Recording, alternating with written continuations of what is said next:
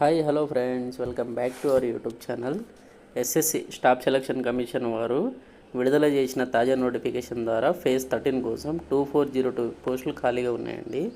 దీంట్లో వచ్చేసి దీనికి ఎలిజిబుల్ ఎవరెవరంటే 10th క్లాసు, ఇంటర్మీడియట్, డిగ్రీ ఎవరైనా పూర్తి చేసిన అభ్యర్థులు ఎవరైనా అర్హులే అండి. దీనికి పోస్టులు అయితే చాలా రకాలు ఉన్నాయి. లైక్ ఎంటీఎస్, డిఈఓ, తర్వాత టెక్నికల్ అసిస్టెంట్, ల్యాబ్ అటెండెంట్, తర్వాత field assistant, farm assistant, upper division clerk, ఎల్డీసీలో ఇలా చాలా రకాల పోస్టులు ఉన్నవి.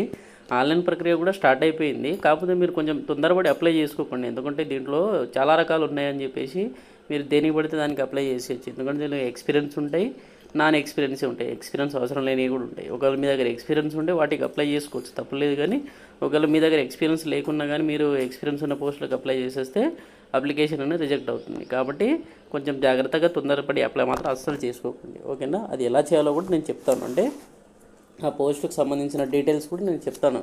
ఏ పోస్ట్కి అప్లై చేసుకోవాలి ఏంటిది అనేది దానికోసం కూడా సపరేట్గా నేను వీడియో చేస్తాను.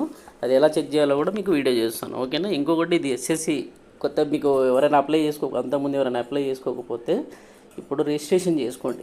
అంతకుముందు రిజిస్ట్రేషన్ చేసుకోకుండా ఉంటారు కదా, ఇప్పుడు రిజిస్ట్రేషన్ చేసుకోండి. దానికి సంబంధించిన వీడియో లింక్ కూడా నేను ఈ డిస్క్రిప్షన్లో ఇస్తాను మీకు, ఓకేనా. ఈ విధంగా ఉంటుందండి. ఎందుకంటే ఎక్స్పీరియన్స్ లేని పోస్టులకు సంబంధించిన పోస్ట్ కోడ్స్ నేను ఒక వీడియోలో చెప్తాను మీకు. అంటే క్లియర్గా 10th క్లాస్కి ఈ పోస్ట్ కోడ్స్, ఇంటర్మీడియట్కి ఆ పోస్ట్ కోడ్స్, డిగ్రీకి ఈ పోస్ట్ కోడ్స్ అని చెప్పేసి క్లియర్గా మీకు మెన్షన్ చేసి ఇస్తాను. అలాగే పోస్ట్ డీటెయిల్స్ ఎలా చెక్ చేయాలో కూడా ఒక వీడియో చెక్ చేస్తాను మీకు, ఓకేనా. పూర్తి వివరాల కోసం మాత్రం వీడియోని పూర్తిగా చూడండి, అంటే చివరి వరకు చూడండి. ఇలాంటి ప్రభుత్వ ఉద్యోగాల సమాచారం కోసం మాత్రం నా ఛానల్ని సబ్స్క్రైబ్ చేసుకోండి. అలాగే వీడియోని లైక్ చేసి మీ ఫ్రెండ్స్కి షేర్ చేయండి, ఓకేనా. ఇంకా వీడియోలోకి వెళ్దాం friends. Advertisement number phase 13 2025 selection పోస్టులు అండి ఇవి. ఇందులో చూసుకుంటే స్టాఫ్ సెలక్షన్ కమిషన్ వాళ్ళ ministry of personal grievance and pensions, department of personal and training staff selection commission ఇది. అడ్వర్టైజ్మెంట్ నెంబర్ మాత్రం ఫేజ్ 13. ఇది ఎవ్రీ ఇయర్ నోటిఫికేషన్ వస్తుంది ఇది, ఓకేనా. Dates for online submission online వచ్చేసి 2nd 6 అంటే నిన్నటి నుంచి స్టార్ట్ అయిపోయింది. 23కి లాస్ట్ డేట్ అనేది 23rd. 23 అంటే నైట్ 12 వరకు అప్లై చేసుకోవచ్చు, okay. And last date plus making online payment వచ్చేసి 24th, ఓకేనా. తర్వాత మీరు ఒకవేళ లేదు మేము దీనికి అప్లికేషన్ విత్డ్రా చేసుకోవాలి, లేదంటే కరెక్షన్ ఏమైనా చేసుకోవాలి అనుకుంటే మాత్రం 28 నుంచి 30 వరకు ఉంటుంది, ఓకేనా. ఓన్లీ కరెక్షన్, విత్డ్రా అని చెప్పేసి అన్నాను నేను, అది విండో, ఓకేనా. Next dates of computer based examination వచ్చి 24th జూలై నుంచి 4th ఆగస్ట్ వరకు, అంటే 1 మంతే గ్యాప్ ఉంటుంది. మీరు ఇప్పటి నుంచే ప్రిపరేషన్ మొదలుపెట్టండి. నేను కూడా దీనికి సంబంధించిన ఎలా ప్రిపేర్ అవ్వాలో కూడా ఒక వీడియో చేస్తాను మీకు, ఓకేనా. ఇక తర్వాత అదే టెనేటివ్ అండి, అంటే కన్ఫర్మేషన్ కాదు అది, ఓకేనా. అది మాత్రం మైండ్లో పెట్టుకోండి. కానీ మీరు అదే డేట్ ఫిక్స్ అనుకుని మాత్రం చదివి స్టార్ట్ చేసేసేయండి, ఓకేనా. దీంట్లో వచ్చేసి ఏ విధంగా ఉంటుందంటే పోస్టులు, ఇందులో చాలా రకాల వేకెన్సీస్ ఉంటాయి. దాదాపు 365 రకాల పోస్టులు ఉన్నాయండి ఇందులో. ఏజ్ లిమిట్ కనుక చూసుకుంటే మనకు 18 to 25 years, మామూలుగా అయితే 18 to 25 years ఉంటుంది. దీనికి ఇక ఏజ్ లిమిట్ కనుక చూసుకుంటే మనకి SC ST వాళ్ళకి అయితే 5 years వరకు రిలాక్సేషన్ ఉంటుంది. OBC వాళ్ళకి 3 years, PWD వాళ్ళకి 10 years, తర్వాత PWD OBC 13 years. అలా గవర్నమెంట్ ఎగ్జామ్స్కి ఏ గవర్నమెంట్కైనా సేమ్ ఉంటుందండి ఏజ్ రిలాక్సేషన్ అనేది, ఓకేనా. ఇదండి దీనికి సంబంధించింది.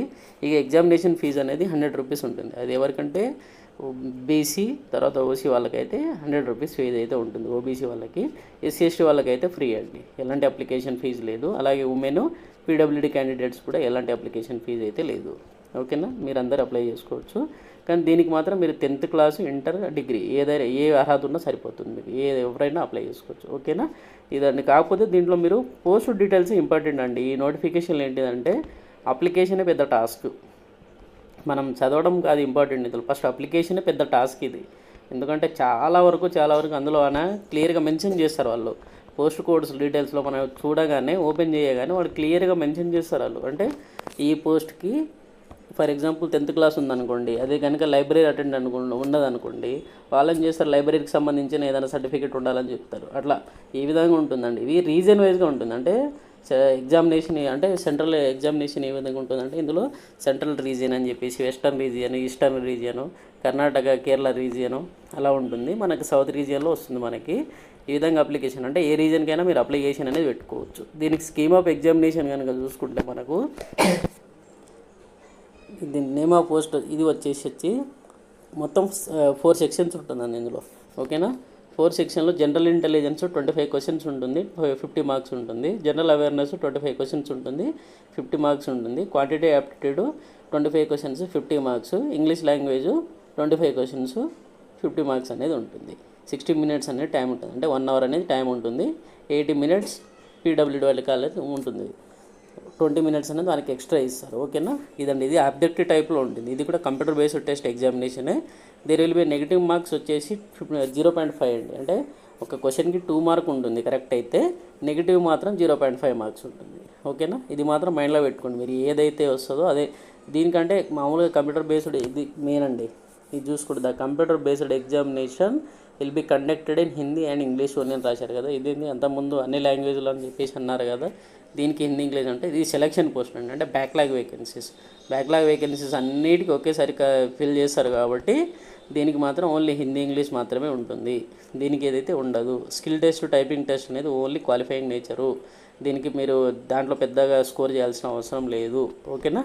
నెక్స్ట్ వచ్చేసి మీకు సిలబస్ మ్యాట్రికులేషన్ లెవెల్లో కొంచెం సిలబస్ అనేది కొంచెం మామూలుగా ఉంటుంది. తర్వాత ఇంటర్మీడియట్కి వెళ్ళగానే కొంచెం హార్డ్ ఉంటుంది. తర్వాత గ్రాడ్యుయేషన్ వెళ్ళగానే కొంచెం డీప్గా అడుగుతారు. కాబట్టి మీరు ఏం చేయాలంటే మీరు ఏ దానికైతే అప్లికేషన్ చేసుకుంటున్నారో మొత్తానికి మీరు అన్ని మోడల్స్ అయితే ప్రాక్టీస్ చేసేసేయండి. నేను ఆ వీడియో కూడా చేస్తాను రేపు కానీ ఎల్లుండి కానీ. ఓకేనా, ఎట్లా ప్రిపేర్ అవ్వాలి ఏంటిది అనేది కూడా క్లియర్గా చెప్తాను మీకు. ఓకేనా, ఇదండి దీనికి సంబంధించింది. ఇక సెలక్షన్ ప్రొసీజర్ అంటే మీకు తెలుసు కదా ఆల్రెడీ. ఫస్ట్ అయితే ఎగ్జామినేషన్ ఉంటుంది, తర్వాత డాక్యుమెంట్ వెరిఫికేషను, ఆ తర్వాత ఫైనల్ మెరిట్ లిస్ట్ అనేది ఉంటుంది. దీంట్లో ఎట్లా ఉంటుందంటే ఇప్పుడు మనం దాంట్లో క్వాలిఫై అయిపోయిన తర్వాత ఎగ్జామినేషన్లో మన ఏదైతే ఇప్పుడు చెప్పాను కదా ఇందాక ఎక్స్పీరియన్స్ అని చెప్పేసి, ఆ పోస్ట్కి అప్లై చేసిరనుకో, మీరు ఒకవేళ స్కోర్ తెచ్చుకున్నారనుకో, ఇక్కడ అప్లై చేసేటప్పుడు ఓకే స్కోర్ తెచ్చుకున్నారనుకోండి, మంచి స్కోరు, తర్వాత మీరు వాళ్ళు ఏం చేస్తారంటే దానికి సంబంధించిన ఎక్స్పీరియన్స్ సర్టిఫికేట్ అవన్నీ ఒక జిరాక్స్ సబ్మిట్ చేయమని చెప్పేసి వాళ్ళు ఇస్తారు మనకి. మెయిల్ కానీ ఒక డాక్యుమెంట్ రూపంలో పంపించమని చెప్పేసి అంటారు వాళ్ళు. అప్పుడు మీకు దొరకదు కదా, అప్పుడు మీ దగ్గర ఉండదు కదా. ఎక్స్పీరియన్స్ ఉంటే మీరు పంపిస్తారు, కానీ అప్పుడు లేకపోతే ప్రాబ్లం అవుతుంది కదా, అప్పుడు రిజెక్ట్ అవుతారు కదా. కాబట్టి ఆ ఉద్దేశంతోనే ముందే చెప్తాను నేను. అలా చాలా జరిగినాయి.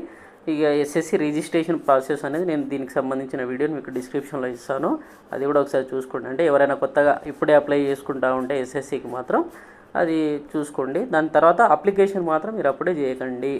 ఓకేనా, నేను చెప్తాను ఆ పోస్ట్ డీటెయిల్స్ ఏంటిది, ఆ పోస్ట్ కోడ్ ఏంటి అనేది మొత్తం చూసి మీకు ఒక వీడియో రూపంలో ఇస్తాను. మీకు డిగ్రీ గ్రాడ్యుయేషను, తర్వాత ఇంటర్మీడియట్, తర్వాత 10th ఈ మూడింటికి కలిపి ఏ పోస్టులకు ఎక్స్పీరియన్స్ లేదు ఏందనేది మీకు చూసి క్లియర్గా రాసి చెప్తాను. ఓకేనా, ఇక ఇక్కడ చూడండి మీరు, ఇది అసలు సిసలైన details. For details of information on categories of post please visit అని చెప్పేసి పైన ఒక లింక్ ఇచ్చారు చూసారా మనకి.